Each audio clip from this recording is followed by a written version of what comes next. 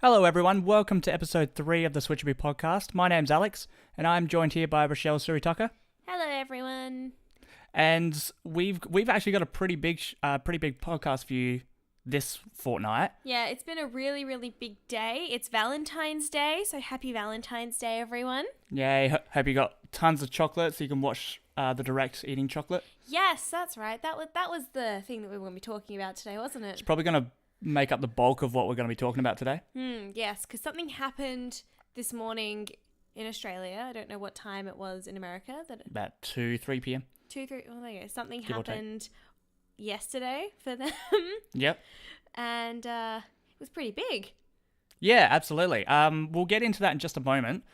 First off, we start every podcast with a fun fact. We're just going to quickly zoom over this one. So basically, it's just that there hasn't been a direct since September of last year. So a 5-month gap, which is actually quite long. You know, apart from when you had the Wii U days and there weren't that many, there weren't anything to talk about really. But yeah, 5 months considering the Switch was actually a really long gap. So yeah, and yeah. I mean, like we said, I think it was in episode 1. Normally, Nintendo have a direct in January, so. Yeah, and everyone was kind of expecting a January direct as well. So we were expecting a January direct. So. Yeah, exactly. Everyone was. Yeah. If we were, then everyone was. That's it. So yeah, we all thought that there was going to be one in January. Even still, 4 months would have been quite a big gap. Yeah. But yeah, it's been 5 months since a direct, so we're all pretty starved. Yeah. We were starved for one. Absolutely, but it paid off. It really, really did. Yeah. So, moving on. What have you been playing, Rochelle? So recently I have been playing, just on my own time, I've been playing Little Dragons Cafe, which has been so fun. It's such a beautiful game. It's just got like the cutest little story and the art direction is gorgeous. It just looks so visually appealing, which is lovely. But then for Switchaboo, I have been playing the Raven Remastered to review. So that will be coming out, I believe, tomorrow or today. Yeah, the day that the podcast drops. Yeah, so we record this on a Thursday and it goes up on a Friday. There you go. So it'll be coming up today. Today. Yes. Yeah.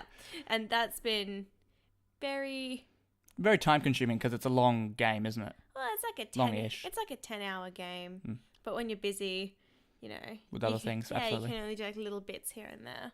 But It's almost done and the review's almost done, so it'll be up soon. What about you, Alex? Awesome. What have you been playing? I've been playing a lot, actually. A lot Yes. of indie titles. First off, I've got Wargroove. This game is fantastic, basically. We are going to be working on a review later on for this, but that's actually going to be by our new writer. Yes, we have a new brother-in-arms. Yeah, so his name's Michael. Be sure to check out all his articles and all his reviews. He did a first one on Into the Breach. So if you want to check that out, it's a fantastic review. He's a great writer. We wouldn't really hire not a great writer anyways, but... Yeah. I mean, Alex doesn't want anyone that good because he doesn't want to compete with himself, but... Yeah, you know, you got to keep him in check. Of course. Yeah. Of course. But yeah, so he said he might work on a Wargroove one later on, but even still, yeah, Wargroove is absolutely amazing. I never played an Advance Wars game growing up on the Game Boy Advance or anything, so... Neither did I. Yeah, and I kind of really want to now, because apparently it's so much like it. I don't. Fair enough. Well, you haven't played Wargroove. No, but it's definitely... I've seen you play it. Strategy RPG. I've been watching you play it. It's definitely not my kind of game. And I mean, I've tried like Fire Emblem and things like that, but they're just not for me. Yeah. No, that's fair enough. I need mindless fun. Fair enough. But yeah, so Wargroove is definitely one to check out. Absolutely. The next one I checked out was Dragon Marked for Death. Now, this one has been in development for, I think, like 10 years in total. And they originally wanted it on PSP. So that's how old it was. And Jesus. Yeah, and they had like original concept designs from back then. And we're probably not going to do a review on it, so I can safely say it's average. Oh. Yeah, it's only okay. Yeah, it's not as good as I expected. It's got some... I feel like because the development started 10 years ago, it has old problems from 10 years ago, like inventory management, I don't know, like UI is a bit weird. Like going through the main hub of it's not as streamlined as you'd hope, and yeah, it must have just had a really terrible or like really bumpy development period because yeah, it's just I mean it's a good game for what's there.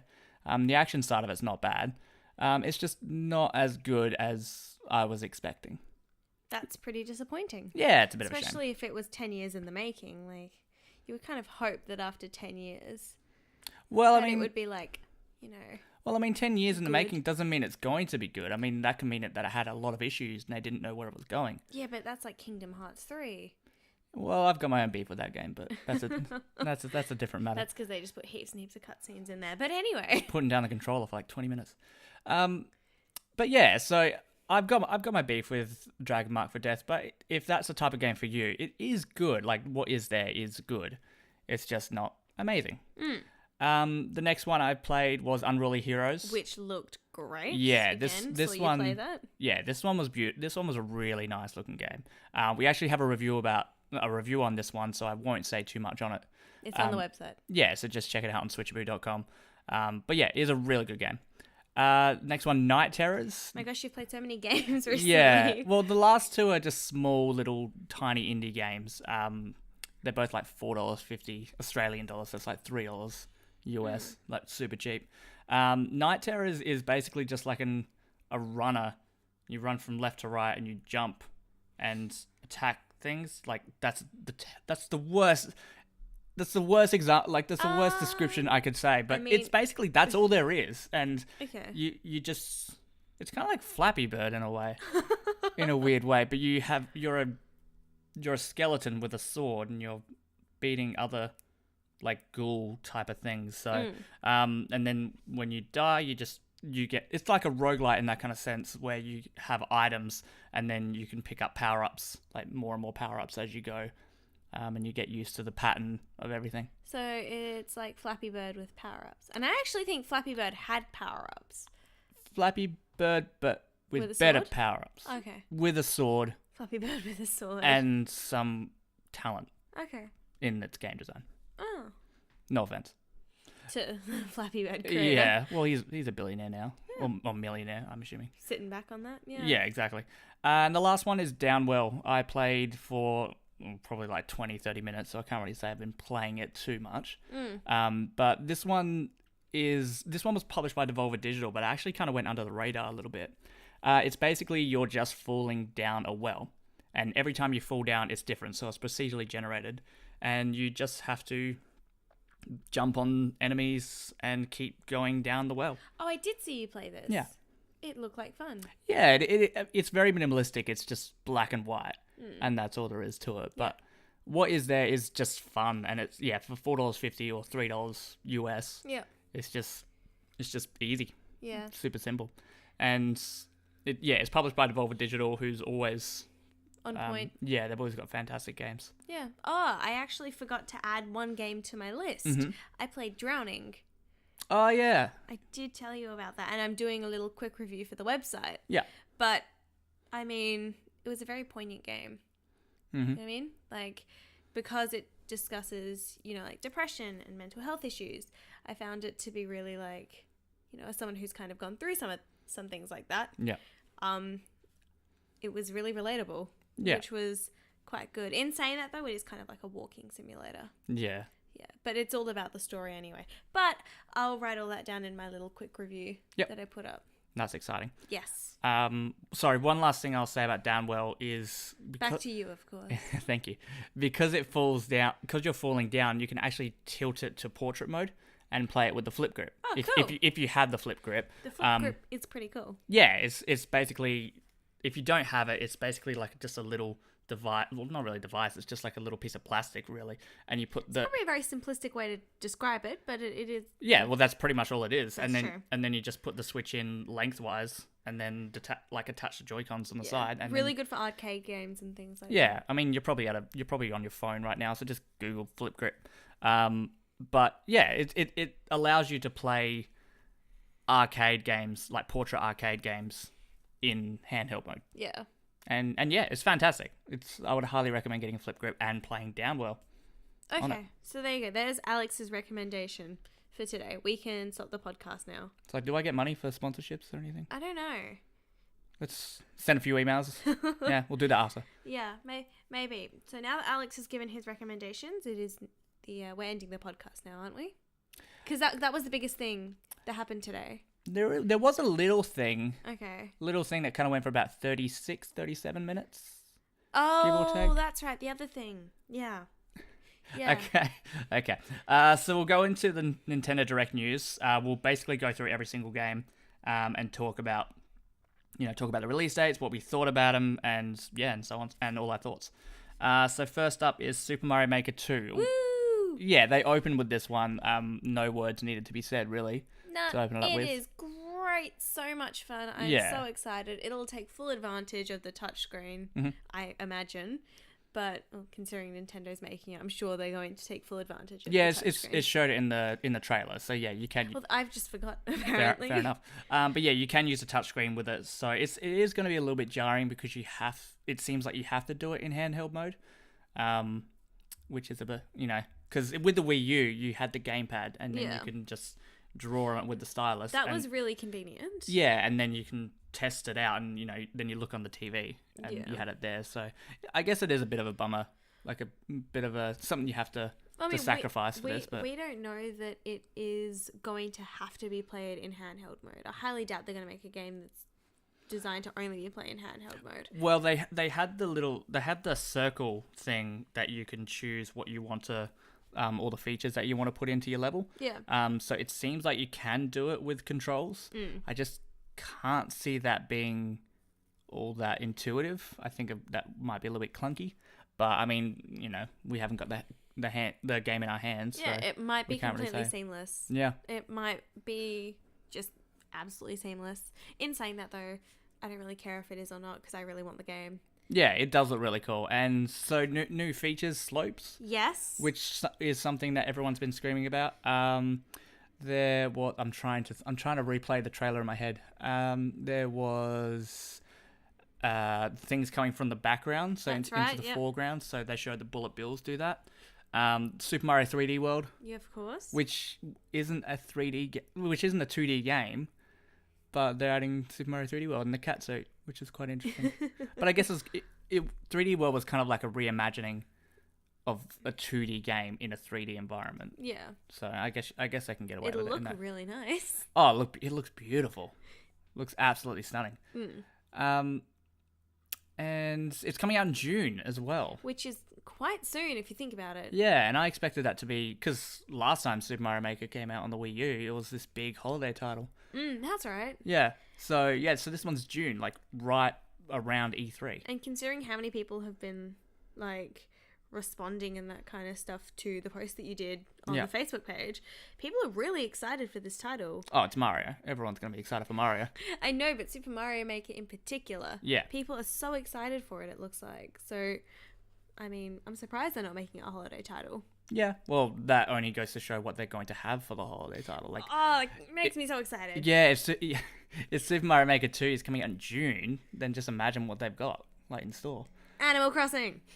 Yeah, I could see Animal Crossing being like a holiday title. September. I'm guessing. I'm looking in September. And there was a rumor about September as well for Animal Crossing. It would have been nice if Nintendo had addressed that in the Direct, but I won't hold that against them. That's fine. Well, if it's September, we've got plenty of time. Yes, sure, whatever you say. So yeah, June. That is very, very close. Next one they talked about was Marvel Alliance 3. Which also looks really, really nice. Yeah, it's...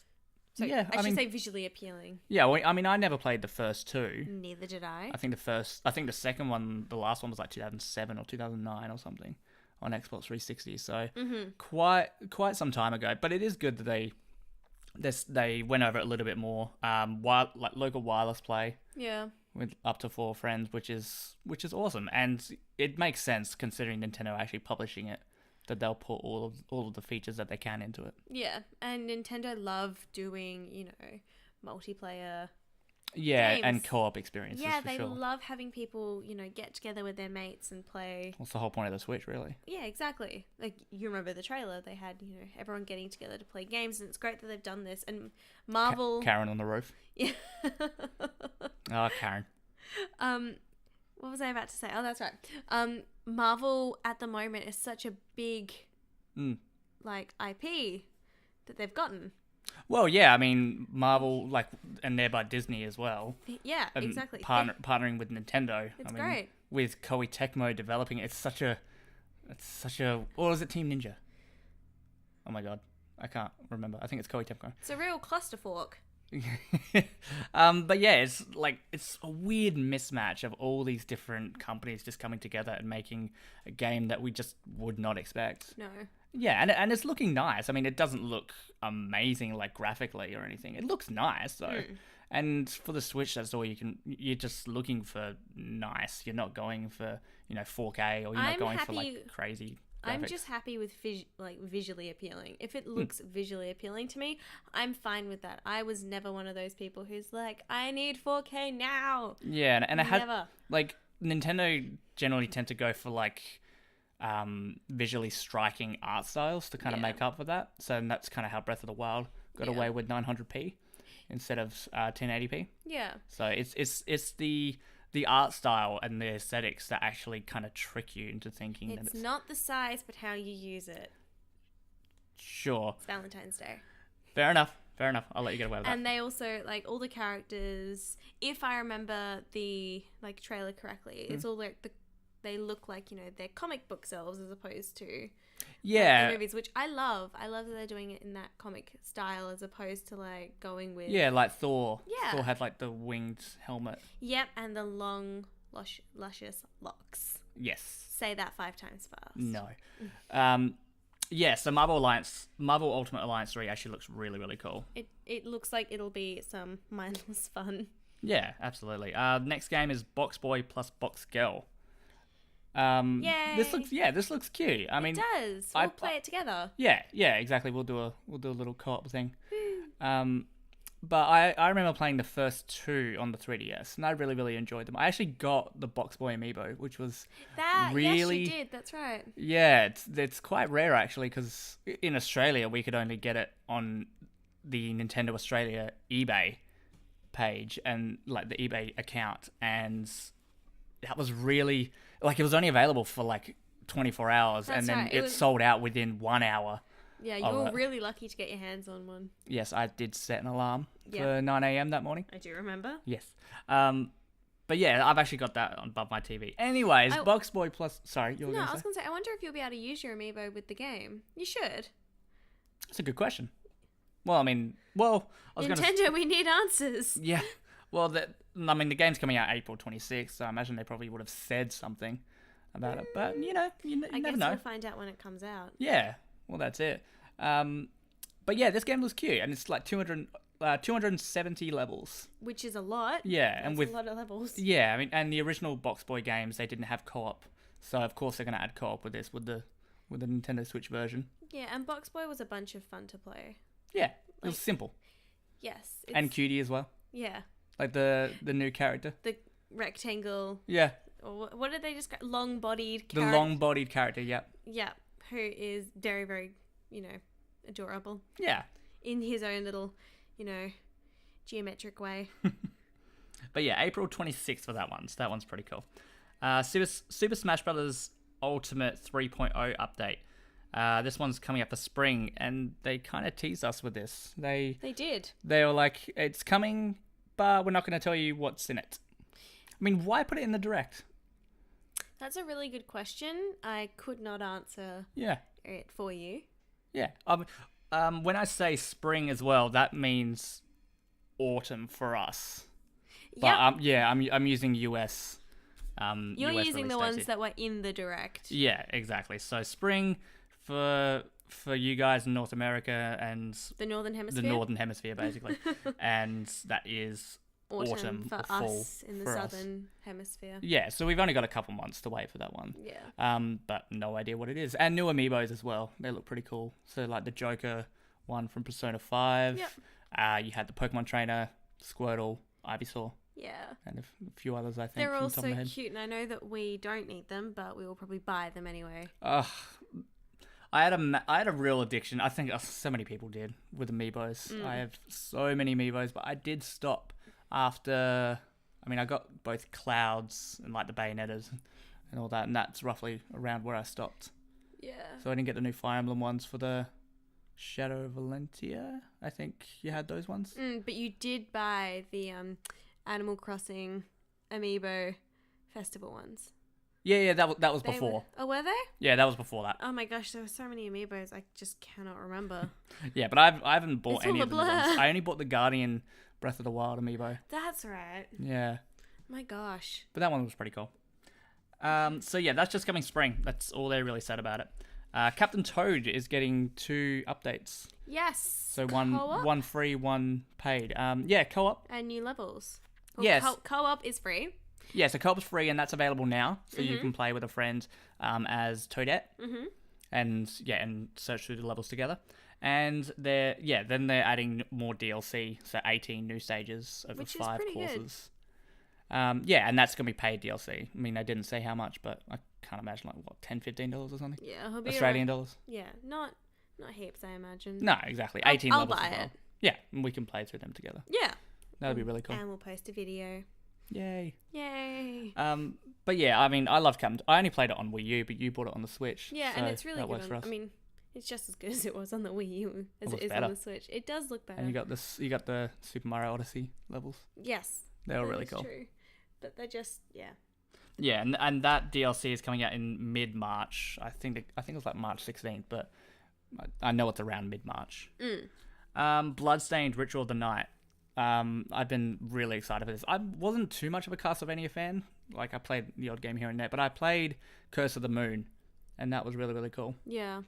So yeah, and this one looks amazing. And it's been in development for a little while, from what I can remember, because the Kickstarter was on Kickstarter around the same time as Ukulele, if I remember correctly. Yeah, it was like a couple of months after that or something like that. So it was around that kind of same period. Yeah. Where a lot of Kickstarters were happening from old developers. Some worked out well, like Ukulele. Others not so much, like Mighty Number 9. Oh yeah. Yeah, remember that one? I do remember. Yeah, that one. not good. No. So we're finally seeming to be at the finish line for Bloodstained Ritual of the Night, which does look really, really cool. I was gonna say, the way that it looks, like the gameplay, all that kind of stuff, it looks like the wait has been totally worth it. Yeah, absolutely. I mean, it's not my kind of game. Yep. But It's my type of game. Yeah, it looks amazing. I especially like you've got like kind of a 3D space in a 2D flat environment. So you had the dragon kind of reaching around and Looks so trippy. yeah, it looked cool. Like you're on a circle pillar basically, and you're just going around the circle, and it looked really cool. You're on a circle and you're going in a circle with dragons. You are the circle. Maybe. Ooh. So yeah, that one's supposed to be coming in summer, which is winter for us. Oh my gosh, everything's backwards. Yeah. The Northern Hemisphere is like backwards land. Yeah, remember the toilet spins the other way in Australia?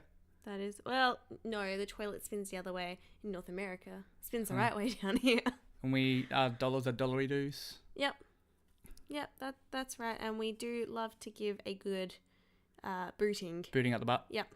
And we can always just talk to our Prime Minister when he's on the lake on his little floating. Yep, floating with thing. his tinny, of course. With his tinny, yep.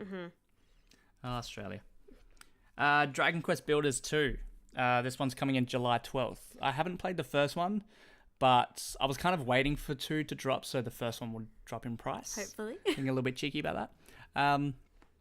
But yeah, I mean, it looks fantastic. I played the demo for the first one. I mean, I honestly think I need to stop saying it looks so visually appealing, but it does. It does, yeah. I mean, honestly, nothing that I saw in the direct made me kind of go, no. Like, ew, no. I had 1 or 2, but we'll get to them. Oh, okay. Well, yeah, we'll definitely get to them. I enjoyed the look of all of them, but that could be because I am not as snobby as you. Maybe Ouch. that's it. Ouch. Yeah, well, sorry. I like to, hit where it hurts. Apparently. In your pride. But yeah, I mean, I would recommend you get the demo for Dragon Quest Builders. I think you'd like it. While watching the trailer for it, I was like, how have I not already played this game? This totally looks like it's up my alley. It's visually appealing. You need to expand your vocabulary a little bit. The color palette was just absolutely like vibrant and beautiful. Ooh, nice. Good. They're good words. Nailed it. But it just like even the gameplay, it's totally my kind of style, which I really like. So I can imagine I'll probably get it anyway. I'll download the demo, but I can see myself just being like, ha ha, ha, bye. Exactly like that. Just willy-nilly. Yeah, of course. Your poor bank account. I get a Switch game. I get a Switch game. I get so many Switch games. Yay. Yeah. Yeah, so I was pretty excited about that one, but the next announcement is what really got me excited. So that was dun, dun. Yes. So Dragon Quest XI, the Dragon Quest XI S, like the definitive edition. I don't know, they got like a weird name for it. Special edition? No, deluxe edition, but it's just, I don't know. There's so many subheadings. Ultimate, major, best. New one. Yeah. That's what it was called, right? Dragon Quest XI SU. For Wii U. Oh. Okay. Yeah. Anyways, so yeah, this one looks amazing, and the fact that they've got this, I mean, it was a PlayStation 4 game, and it still looks fantastic. I mean, there's a little bit of a downgrade on the Switch graphically. Are you talking about how visually appealing it is, Alex? No, I'm talking about the visual fidelity. Ah. Yes, it is. I will not say those two words because they've been said probably too many times in this podcast so far. That was a drinking game for everyone listening. You're meant to do a shot every time I say that phrase. So just drink the bottle. Yeah. Just drink the vodka bottle straight. Don't do that. Yeah, please don't get alcohol poisoning. Yeah, on our account. Yeah. Anyways, yeah. So back to Dragon Quest XI. Yes. Yeah, this game does look fantastic.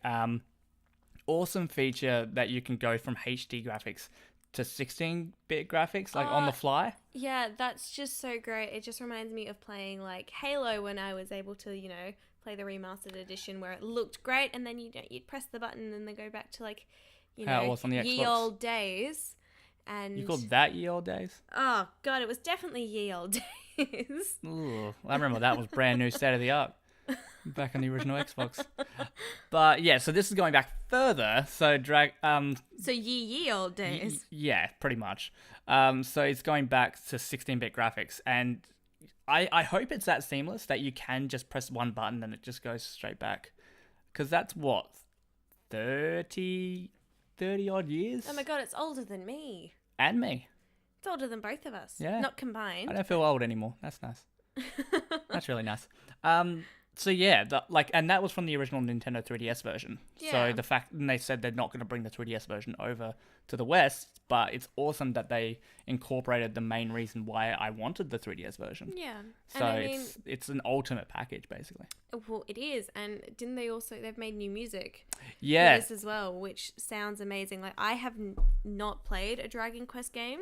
I know them, but anytime I hear the Dragon Quest music, I just associate it straight away Yeah, with it's Dragon very, Quest. Very recognizable, absolutely. It really is, and it's such a beautiful piece of music. So the fact they've added like new tunes.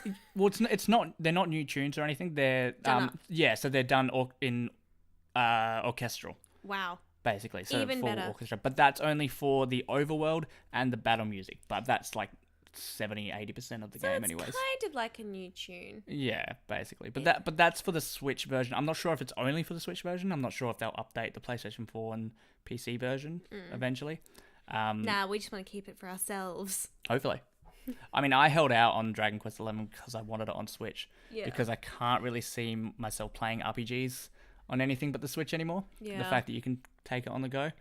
So it's just such a big, like, appealing point of having a Switch where you can just take those big games on the go with you. Yeah, I can't see myself playing 80 to 100-hour games Yeah. on like glued to my couch. I can't do it. And I mean, look, I know you might be one of those people who's like, but you can do the same thing on your PlayStation. No. Only with the Vita. Yeah, well, remote play, and it looks terrible. It does. That's exactly right. So don't try and say. Yeah, listener. How dare you? I'm sorry. We're sorry. Don't leave.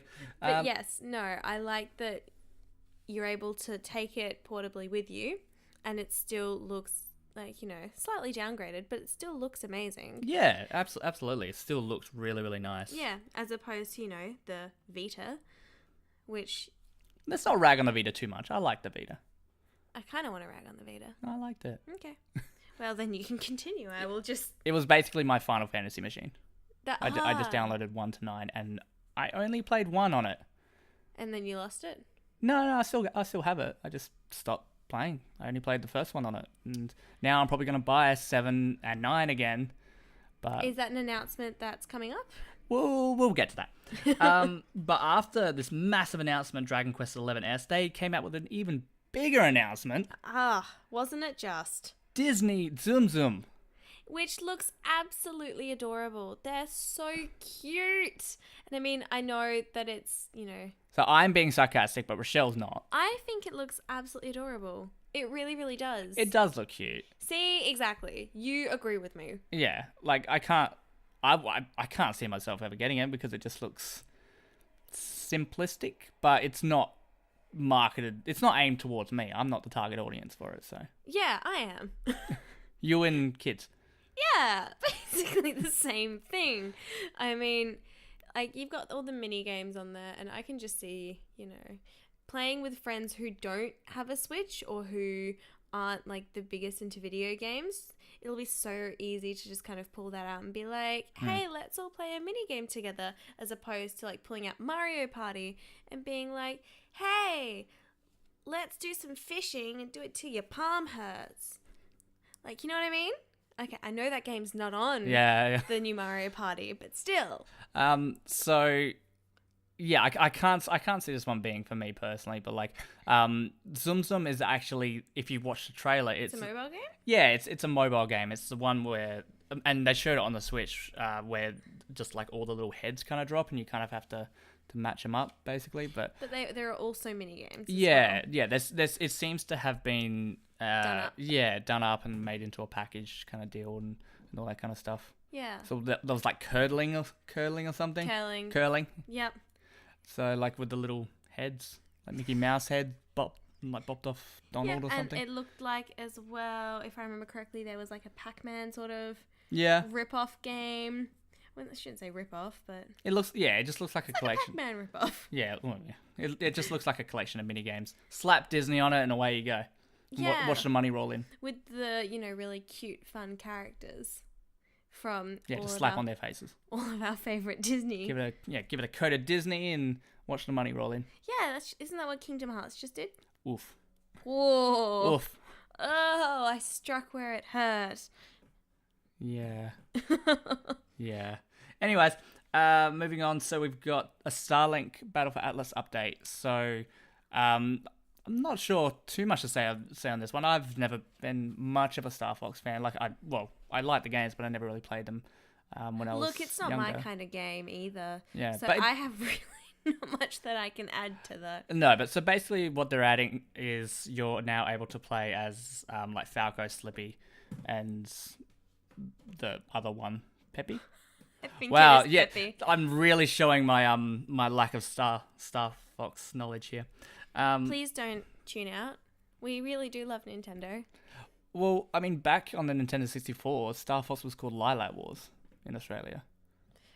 For no reason whatsoever. I really don't know why. Like, the Super Nintendo game was called Star Fox. That'll be our fun fact for next fortnight. We'll figure out why. I think I just kind of spoiled it, but... Nah, we'll figure out... we'll do it anyways. We'll figure out why. Sorry for listeners. And we'll let you know. Sorry for listeners to this episode. We kind of just spoiled next episode's fun fact. We'll think of a second one. We'll also have a backup.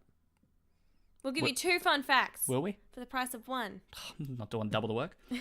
So, but yes, the Starlink update, so it just adds a little bit more content to it. A few more missions, like with Wolf's other villains and whatnot. You are really shining right now. Like Yeah. the star you are. I just don't know much about Star Fox. But anyway, Starlink does look good. I have it as well, and it's nice. It's a good game. It's nothing amazing. It's good.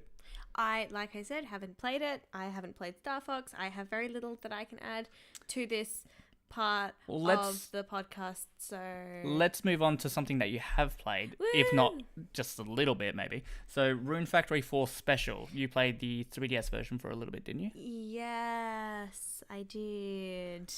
And it was Little more on that, please. good. Little more on that, please. So as anyone who has listened to the past 2 episodes will know, I am very into my Harvest Moon and my Story of Seasons games.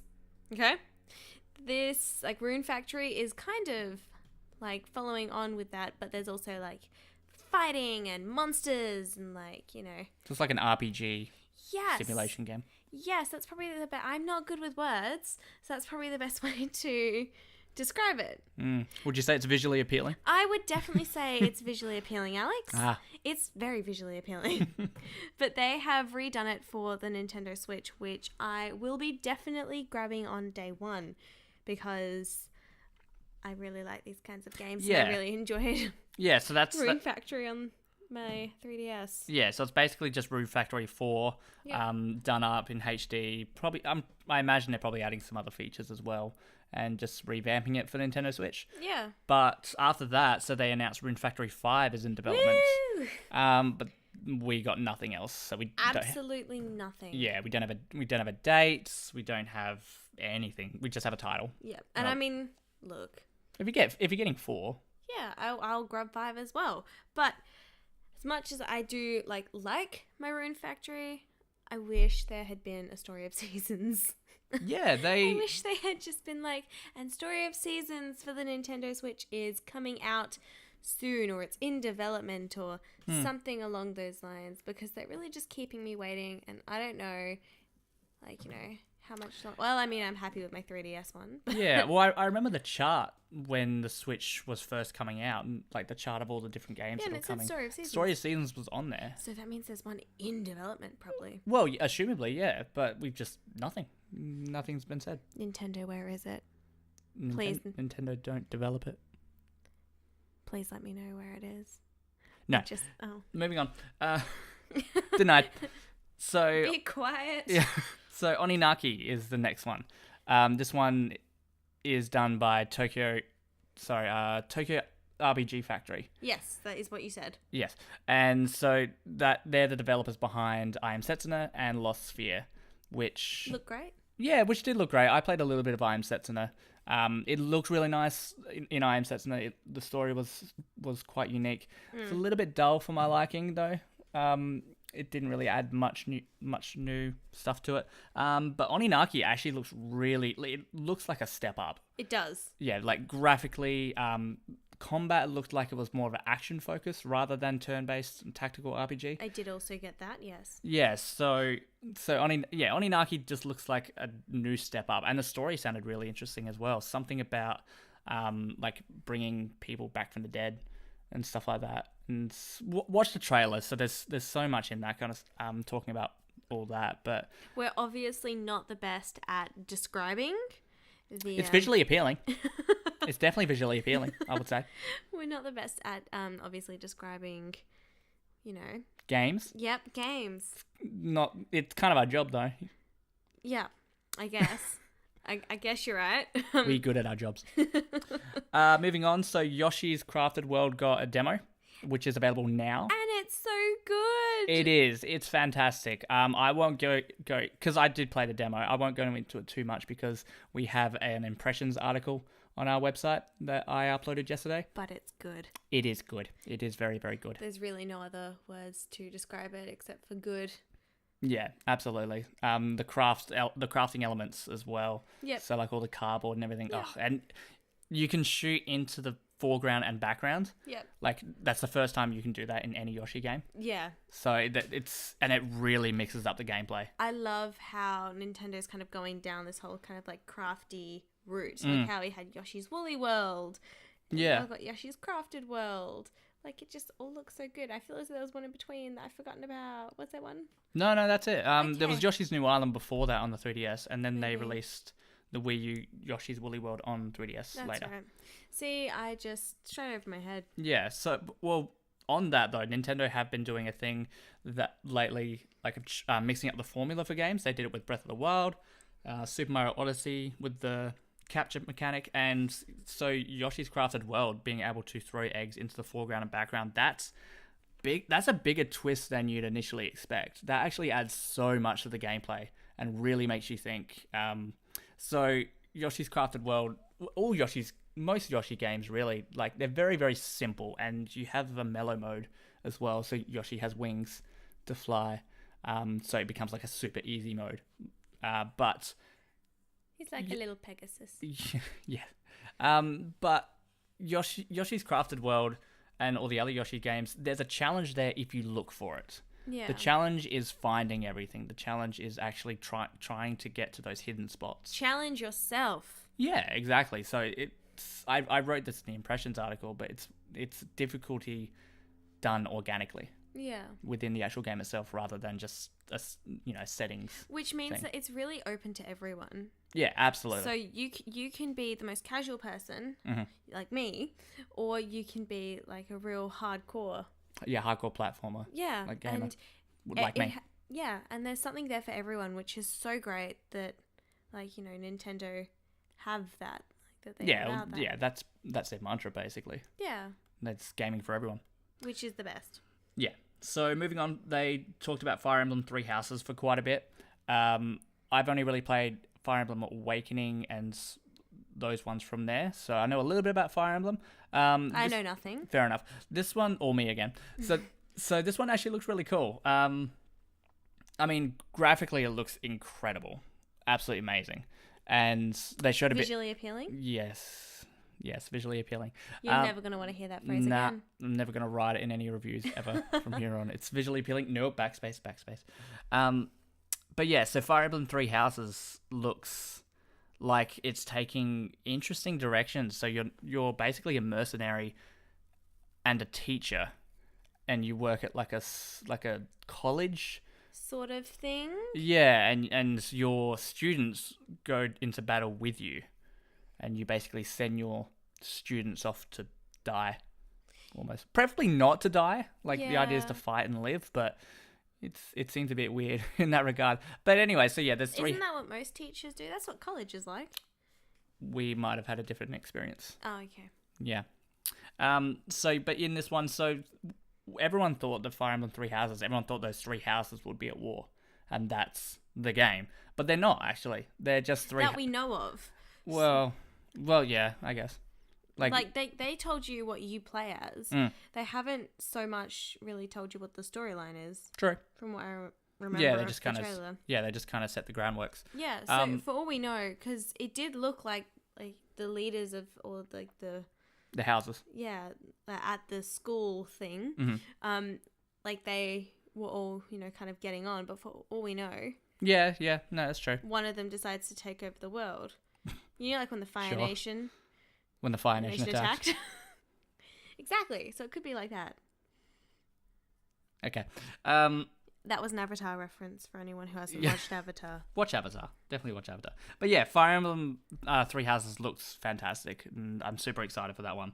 July 26th, that one is as well. Which, again, it's kind of soon. Yeah, well, they originally said spring, which is autumn for us.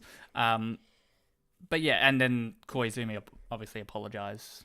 And so, we just wanted a bit more development time, but July feels fine. Yeah. July feels like a really good time for it. And do you know what? It's the same sort of thing with Metroid that we talked about, last fortnight, I think? Yes. Where it doesn't so much matter if they push back that release date because it just means that we're going to get a polished game. Yeah, and we have plenty of games. It's not like we're starved for games on the Switch. Yeah, very, very true. There's a lot of games. And yeah, so Fire Emblem Three Houses, definitely one to look out for. So moving on, we had Tetris 99. Stole the show. Oh, absolutely. Well, this one is probably one that will kind of go under the radar and people won't really talk about. But it is actually really, really cool. It looks like crazy fun. Yeah, so it's really for the hardcore of Tetris players. It's basically Tetris Battle Royale. Yes, that's a great way to describe it. It's weird. It's a weird concept, but it is basically, so there's 99 different people playing online. They're all playing Tetris, but you want to basically go as fast as you can and perform combos. Try to and then when you perform certain combos, you you do damage or whatever to opponents and all that kind of stuff. It's interesting in that regard. It's a crazy idea, but they've been doing weird stuff to Tetris for a while now. That's true. It does kind of remind me of playing Puyo Puyo Tetris. Yeah, where you know, you clear a whole bunch of stuff, and then your opponent, you know, gets a bunch of trash thrown onto theirs. Yeah, exactly. And that's basically what's happening here, but it's just Tetris. And it's, you know, you versus 98 other people online. Exactly. Yeah. So this one, it's a free to download game, so you Yes. can just go straight onto it. There's no microtransactions either that I can see. So, but the only caveat, What is this, EA?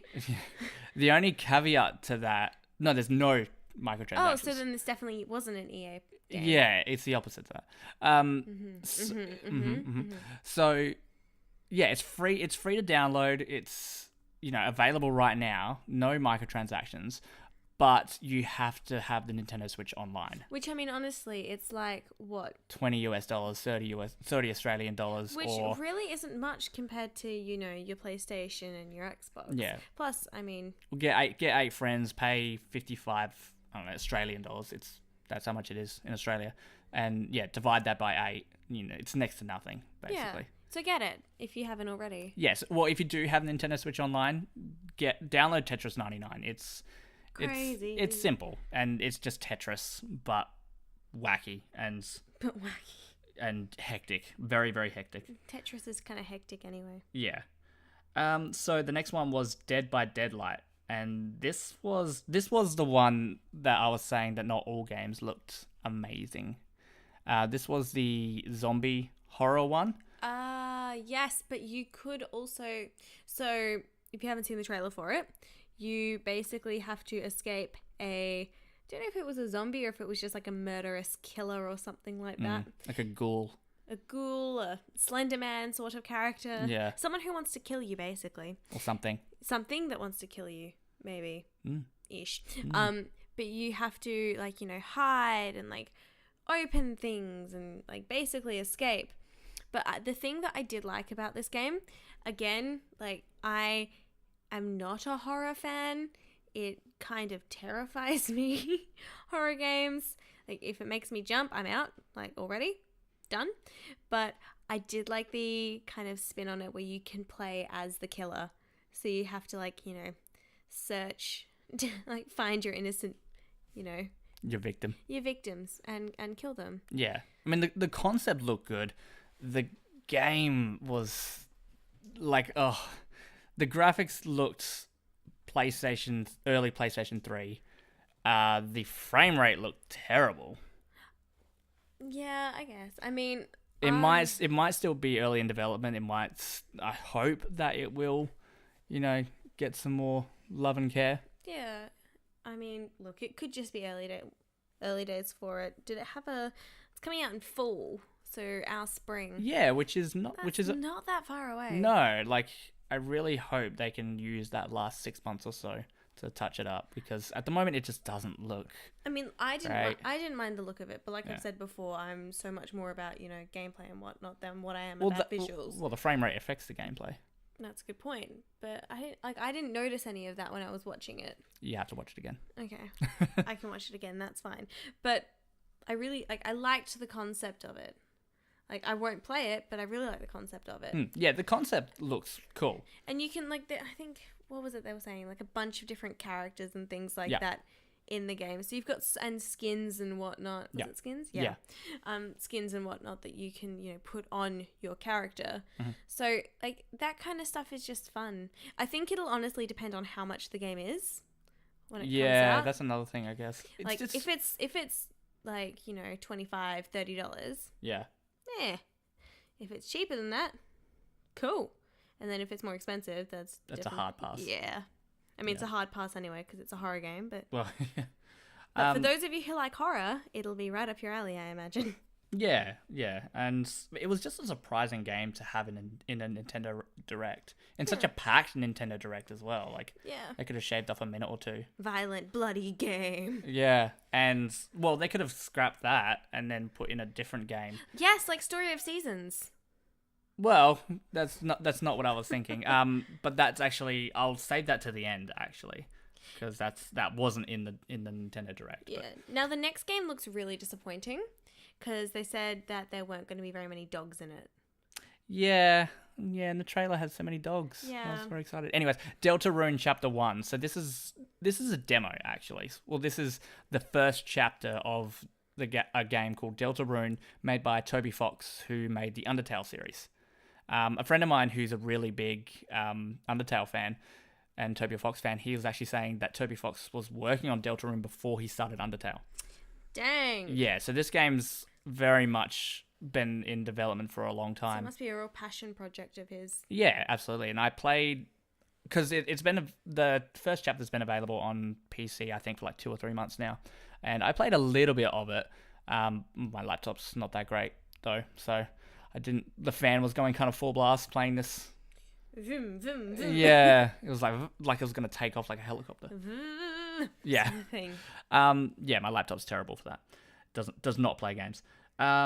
But yeah, Deltarune basically, it looks like a step up from Undertale. Like graphically and combat looks kind of very, very similar.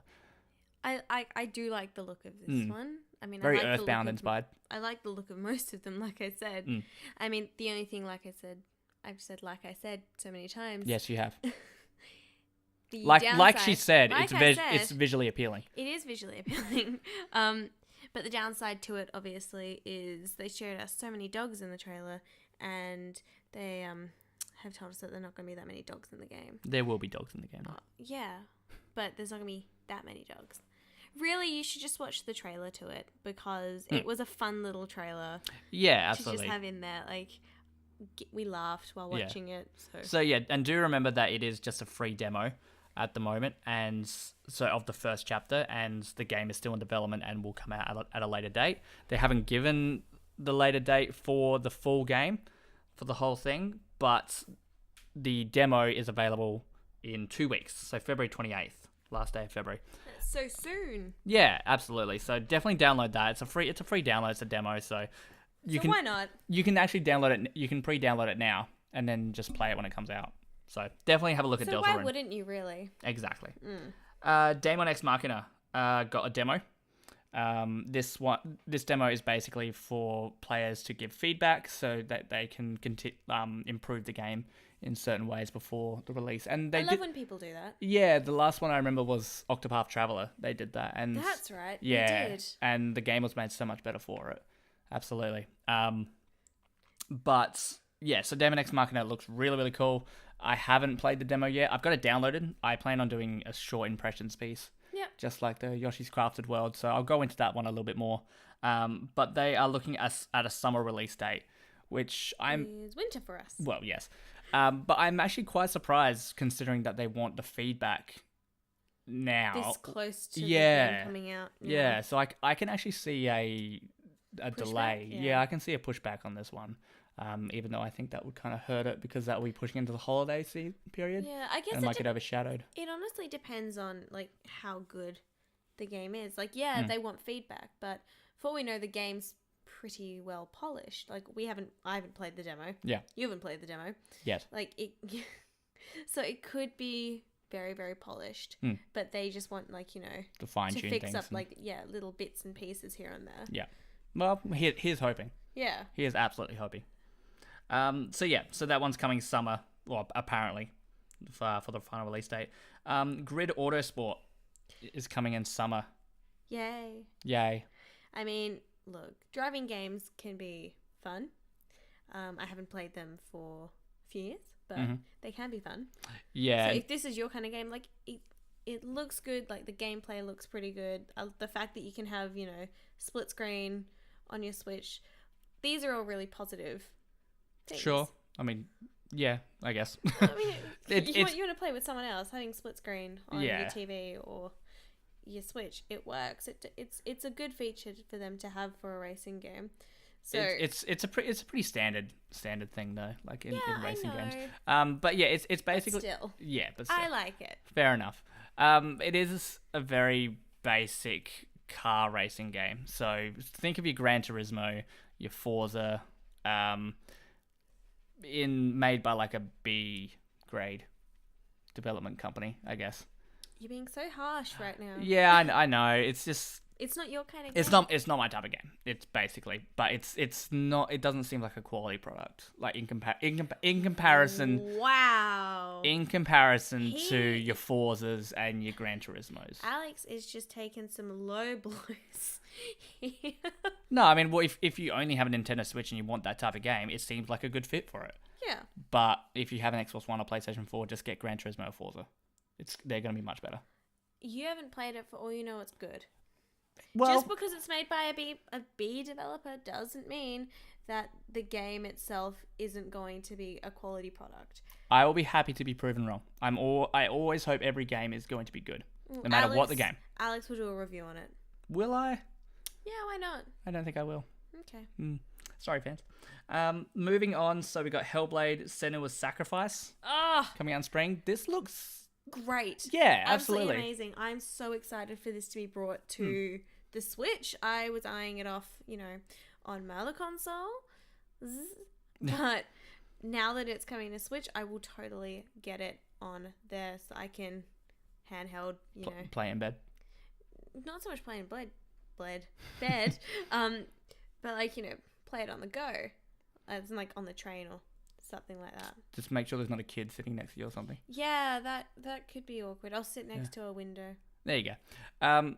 But this one's actually quite surprising that it's coming to Switch because it's actually a pretty graphically intensive game and very performance-heavy game. Yes, the fan on my Switch will probably be doing the same thing your laptop did. Yeah, exactly. Taking off. Yeah. But it's quite surprising that they can get this running on the Switch, like, to begin with. So I'm hoping that, it's the frame rate's going to hold up and it's going to be okay. But the trailer looked fine. Like, the trailer looked really good. It looked, well, it was a little bit of a downgrade, but it looked very similar to the PlayStation 4 version. Yeah. And Xbox One version. So, yeah, if they can get that running on Switch, that's incredibly impressive, both for the developers and, well, for whoever's porting it, if it is the developer, Team Ninja. Or the what am I saying? I couldn't tell you. Yeah, I've lost it. Nah, it's gone.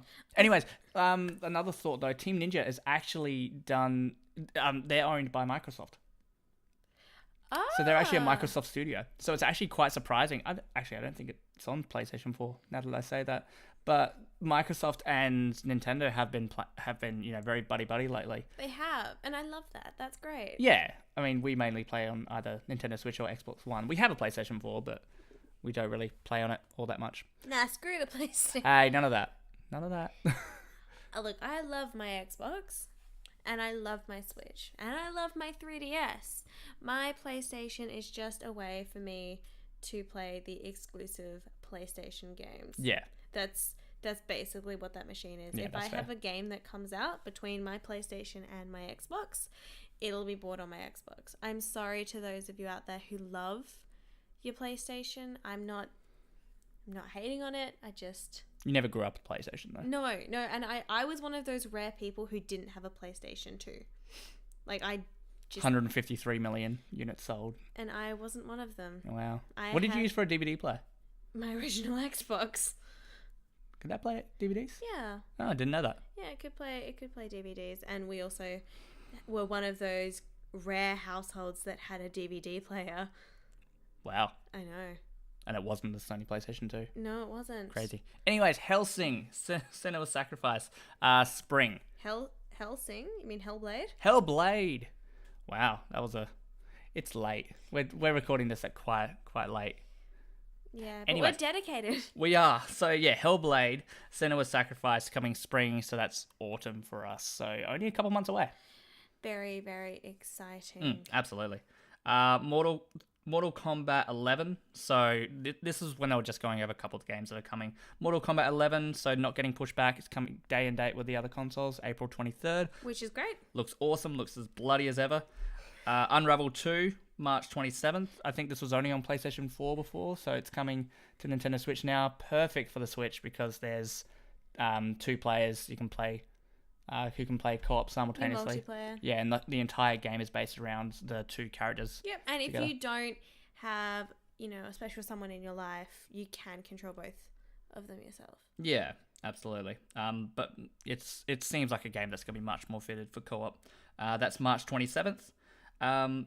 There was Assassin's Creed 3 remastered, which was surprising, but in another way it wasn't because there were so many rumors and everything about it.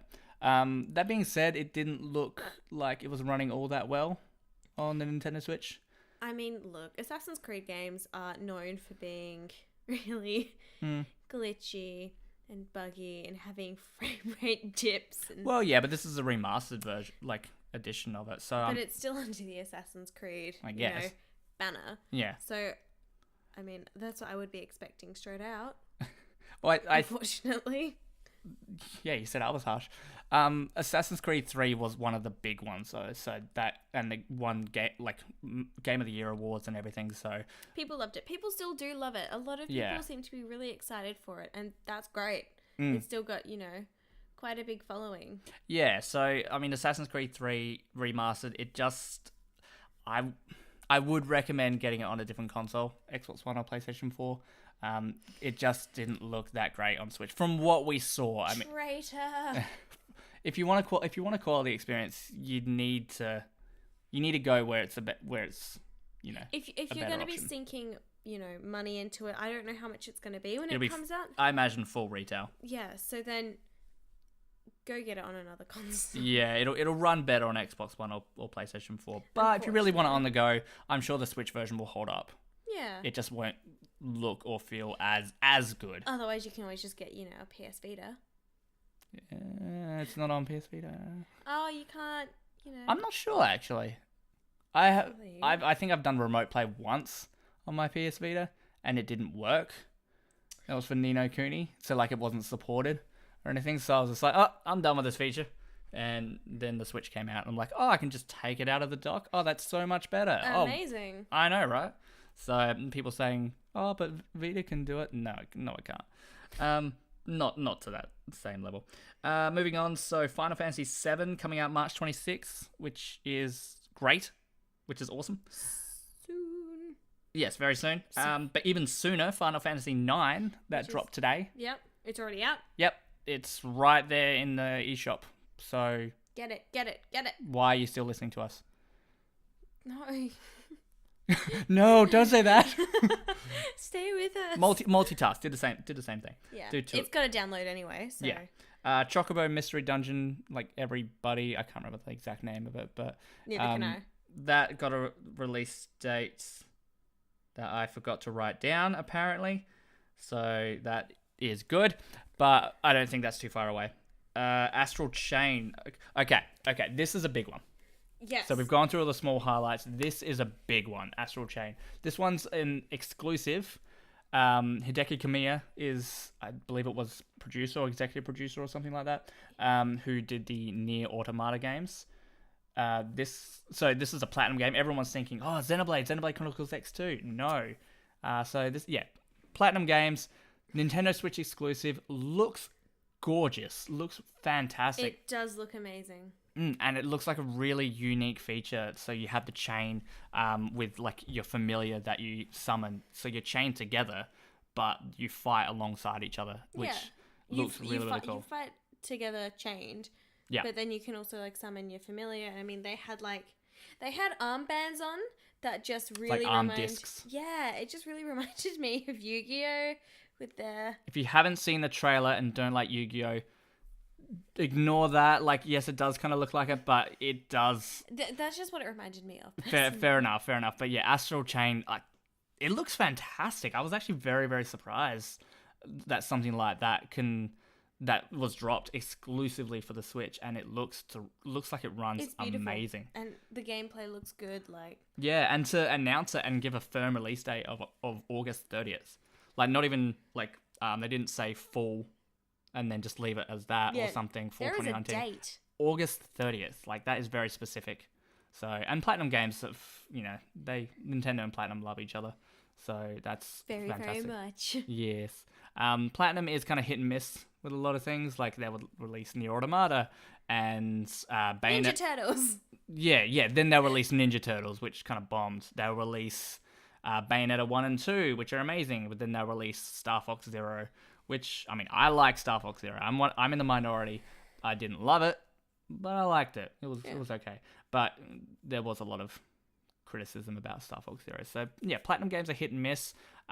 This game looks amazing, so I really hope it is really good. Like Hideki Kamiya though, like on the job though, it looks fantastic. It looks like it's gonna be really good. It does. Like I can see myself attempting to play it. Yeah. And then if I like it, continuing on. Yeah.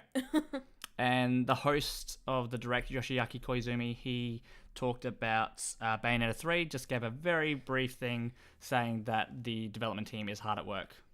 I mean, that we got nothing else from that, but it's another one of those things where it's like, it's coming. Let's just leave it. Like, it's coming. Yeah. They're working on it. They're making it a really good game, and that's all we can really ask for. We'll get it when we get it. There's plenty to play in the meantime. That's very, very true. Yeah. It's just, I think a lot of people are just really lusting after it because the second one came out, oh my God, a while back. Yeah. A few years ago. Yeah, on Wii U, and then it dropped on Switch. And it was beautiful. It was absolutely gorgeous, the second one. I mean, the first one was good too, but the second one just looked amazing. Yeah, so if you haven't played any of the Bayonetta games, play Bayonetta 1 and 2. They're both on the Nintendo Switch, readily available. And if you have played Bayonetta 1 and 2, play them again. Just play them again, because they're beautiful games. Yeah, and it'll just get you, more psyched for when they finally tell us more about Bayonetta 3. Absolutely. And then the last announcement. Alex almost cried. I almost cried. I probably would have if you weren't there.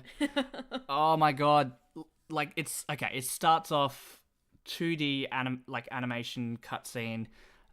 Bubbles come up and then waves and everything. And there's a little boat, and I'm just like, this kind of looks familiar, but in like a really new kind of art style. And then you see Link's boot, or not like his boot and his like shin area, so that kind of the bottom of the tunic. Yeah. And I was like, oh my God, Link's awakening. And there was me going, oh my God, Wind Waker. Yeah. A lot of people did think, oh, Wind Waker, like, oh, something on Wind Waker. No, as soon as I saw like the boat, and then it cut to Link, like the classic Link's design and everything, I'm like, Link's awakening. Oh my God, this looks. Oh my God, I can't talk anymore. It looks so cute. Visually appealing. Yes, that too, but it looks so cute. Yeah. So a lot of people were really scared that that they were just going to show that piece of artwork and the animation cutscene, and and the logo, and that was going to be it. But then they actually showed the gameplay, and yeah, like Rochelle said, it looks adorable. It does. It looks like he's like a little toy or something like that. Like a little wind-up toy. Yeah. Or something. And like a plasticky kind of like a finish to it. So like everything's kind of shining and popping like a light bulb's being shown on it, and then it's like reflecting off the plastic, and it just looks awesome. It just looks awesome. Watch the trailer if you haven't seen it. Oh my God. If you have seen it, watch it again. I never got to play the original of Link's Awakening, so I'm so keen to get my hands on this when it comes out, and it's coming out this year, I'm pretty sure. Yep, 2019. Didn't give I imagine it's gonna be like October or November. Zelda games normally come out. Seasonal game. Sorry, seasonal. The season. Yeah, holiday. Yeah. For the season. For one of the many seasons. Yeah. So I imagine holiday. So like November. Probably like it's gonna be like late November, and Pokemon will be early November. But it just looks so good. I'm so excited for it. I played Link's Awakening, the original, or did I play DX? No, I played the Game Boy Color version, but on the 3DS. I actually didn't play this growing up, so I played it on the Nintendo 3DS with the Virtual Console, and it's one of my favorite Legend of Zelda games. Like, I played all of them, and this one really stands out. If you haven't played it already, maybe wait for the remake, I don't know, or if you want to play that's what I'll be doing. You can be in the same boat as me and just wait until the remake. Yeah, or you can go back and, like, if you got a 3DS or something, you just download it on there. It's like $6 or something. But the story in it is so good, like, especially for a Game Boy game. It makes you think, and for a Zelda game to do that, that's very, very special. But I'm lost for words. I'm so excited. There's for nothing it. else you can say. No, It's just, whenever the release date is, if it's November, it can't come soon enough. Yeah. So excited. 2019, like before this direct, I was like, what are Nintendo doing? Like, it looks like a drought. It looks like nothing. Now I'm so excited for this year. Like, it just looks packed full of amazing stuff. Yeah. And that's really, really, that's, yeah. I don't really. We're lost for words. Yeah. And then, I mean, so after the direct, this wasn't announced, like, during the direct, but... Yes, replace Dead by Deadlight and the car racing one. No offense, but just not for me. Replace it with the announcement of Team Cherry announcing Hollow Knight Silk Song. Hollow Knight Silk Song, which is a sequel to the original Hollow Knight. Now, I loved Hollow Knight. We gave Hollow Knight 100%. It's the only game on our website who we've given a perfect score to. And the first one was so packed full of content and DLC and everything. There's so much. It's like a 40-hour Metroidvania. It's ridiculous. But yeah, Hollow Knight Silk Song, you play as Hornet, who, if you've played the first one, you might remember. So she kind of drops, here and there. She was actually a boss battle, I believe, at one point. And yeah, so this is basically the sequel. This has been confirmed. Brand new Hollow Knight game coming. They didn't say when. They didn't even give a year. I'm assuming it's 2019, but we can't say. It's basically the TBA. trailer looks pretty full though. Yeah, exactly. The trailer for it looks great. Yeah, absolutely. It looks. I think that's my only beef with it. It looks very similar. Like it does to Hollow Knight. How dare it? Well, no, in the fact that it's not doing anything new, but that was just the announcement and the reveal trailer of it. So they could have so much more more in it. So they said new characters, new quests, and everything. But but yeah, I'm just excited to see more about that. And we put that number 1 on our top 50 indies list for the Nintendo Switch. It's right up there. Right up there. So it just beat out Celeste. Like, Celeste is a close second. And then it was like Monster Boy and the Curse of Kingdom. We really love those, platforms. Yeah, 2D platformers are just amazing. But I mean, the list is full of other games. I like to kind of mix up the genres as well. But you like your platformers. I do like my platformers, yes. And Hollow Knight is an amazing game. It's very, very worth the money. So Hollow Knight Silk Song. Follow Team Cherry on Twitter and Facebook. They give so many updates, and they're based in Adelaide, South Australia. Where we are. Exactly. Like, nothing comes out of Adelaide. If you know anything about Australia, nothing really comes out of Adelaide. Apart from Leighton Hewitt. Yep, He's from South Australia. That's true. But I mean, like, most of your big stars and whatnot, they'll go Melbourne, Sydney, all Brisbane, that kind of stuff. sometimes Perth, Yeah. but like Adelaide. So it's small. Yeah. We're the retirement town. A little thing a friend of mine actually told me, this is the same friend who's a massive fan of Undertale. He went to school and was in the same music class as Hollow Knight's composer. Oh, cool. I think that's amazing. Like, that's huge. Adelaide is very small. Yes, Adelaide is very small. It's like a million people. And it's like 10 times the size of...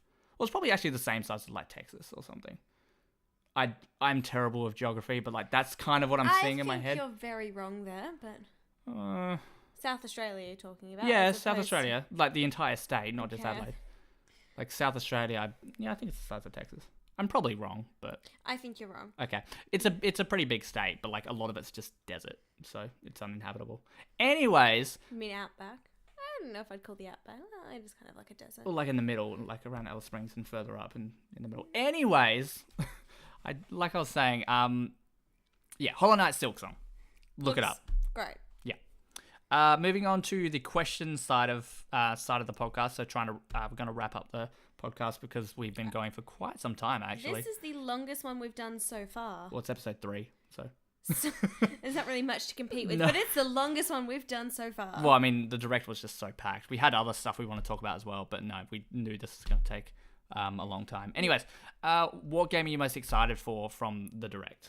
So I think for me, it's definitely going to be Super Mario Maker 2. Yeah, that game. Yeah, it's super exciting. I honestly don't really think I can say much more about it than what I already did, but it looks so good. I love that they've introduced the new features to it. And it's a sort of game that you can just pick up and you'll always find something different because you have so many creators on there. So many people who are just, spending all their time creating new levels for us to play. Exactly. It's a never-ending Super Mario. It's always different, which I just love. Yeah. So I'm really excited to do it. And then, of course, it's always fun creating your own levels. Yeah, well, if you don't like creating your own levels, you can just play other people's levels. If you don't like playing other people's levels, you can just create. Or if you're like me and you like doing both, then you get to do both. Well, that's a clear win right there. 2 birds, 1 stone. Exactly. Yeah, absolutely. Well, what about you, Alex? What game are you most excited for? Mine, it's quite obvious, has to be Dead by Daylight. No, so Legend of Zelda: Link's Awakening, the remake, you could probably hear it in my voice, but oh my god, it looks amazing. He's very excited. So excited. It's either that or maybe a close second would be Dragon Quest XI, the definitive edition coming to Switch. I only just started getting into Dragon Quest games a few years back, but I love the art styles, like Final Fantasy, but with Akira Toriyama, artist who did Dragon Ball in the Dragon Ball series. Yeah. So Dragon Quest is definitely very high up there for me. Dragon Quest XI, especially, really excited for. But Link's Awakening, the remake, just looks amazing.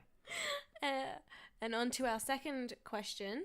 So, what game do you wish had been announced in the Direct? So, I know that lots and lots of games were announced, but what do you wish had been announced? For me, it's Animal Crossing. Yeah. I wish they'd spoken about Animal Crossing, and there are so many games that were announced that they talked about, and they're all great, but I just wish they'd mentioned Animal Crossing. Yeah, and it was something that people were kind of expecting and kind of hoping to hear more about. It's a bummer, but we've got so much to play anyways. But it is, I guess, the casual audience kind of did get a little bit, kind of ignored in this one. It was a very core gaming centric focused. Yeah, and that's completely fine.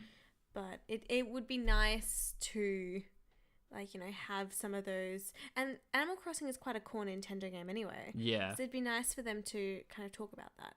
Yeah. No, absolutely. When I say core, I mean Yeah, no, I know what you mean. Yeah. But yeah. Yeah, if that makes sense. I'm super excited for Animal Crossing. I was a little bit disappointed it wasn't there, but then I just look at Link's Awakening again and I get really excited. What game do you... Ooh. Hit the microphone. Sorry. What game do you wish had been announced? I know that you... talked about. Or anything. I know that you got super excited with Link's Awakening. Yeah. But is there anything on that list that you... wish we heard a bit more about? Yeah. Or that you just... or announced? Yeah. There would probably be 2 things for me. Yep. But I didn't really expect to see them. But I would have liked to have them been there. Metroid Prime Trilogy HD. I just feel like Metroid deserves a little bit of love right now, especially considering Prime 4 got heavily delayed, basically scrapped and restarting. So that's 4 years off or something. Yeah. So it's a bit of a bummer there. I was hoping for a Metroid Prime Trilogy collection to have on there, and to have those games in HD would look fantastic, especially the first one. That game would look amazing. Or which I did not expect it, because the Pokemon company does their own things, but Pokemon, the new Gen 8 Pokemon. But again, I imagine there's going to be a separate direct or separate thing coming out for that. Let's Go was announced I think it was a week or 2 before E3 last year. I'm probably really wrong on that, but yeah, the Pokemon company dances to the beat of their own drum. So I didn't expect it, but I would have liked to see it. Of course, I would have liked to see it. It's Pokemon. It's wishful thinking, and Oh, another thing. Did we get a Wii U port? I don't think we did. Of what? Of anything. We didn't get any Wii U. No, we didn't. No Wii U ports in this. Oh, wow. Yeah, I only just realised that. I'm hoping for a Tokyo Mirage Sessions Sharp FE port. I think that game deserves another another chance. Another go. Yeah. But yeah, I'm actually quite surprised about that. No Pikmin 3, which people were talking about. Like, people were thinking that Pikmin 3 was going to be in there. No... What was the other one? The one for 101. The series producer has been talking about that lately, so we thought we were going to see that. But these might be things for E3, though. Same with the ones that we, would like to hear about. True. The fact that Nintendo still have games to announce, like at E3. Oh, it's so exciting. Oh my god, ridiculous. Although it does kind of mean that we do have an idea of what they're going to be talking about at E3. Yeah, absolutely. So maybe... Link's Awakening. Fingers crossed they can still surprise us, though. Yeah. They will. They always do. And then, so this week we have a third question as well. Ah, do we? Yes, we do. Do you think there's going to be another Direct before E3? Quickly, just... Yes. Yes? I think there will. A short one, like maybe a mini Direct or something, or maybe like... An Indies thing?